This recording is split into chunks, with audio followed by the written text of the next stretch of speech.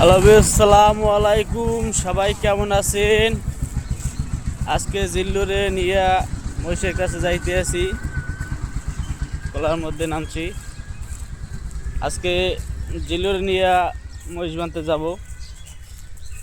জিল্লু কাদের উপরে বসে রয়েছে, দেখেন কত সুন্দর করে, সে আরাম করে বসে রয়েছে।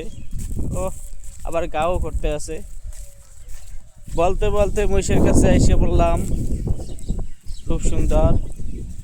জিল্লু কাদের উপরেই বসে রয়েছে। দেখেন এই একটা মহিষ আমার, আর দুইটা এই সাইডে। এই দুইটা ছাওয়ায় মহিষ, রোদ্দুর, তাই জন্য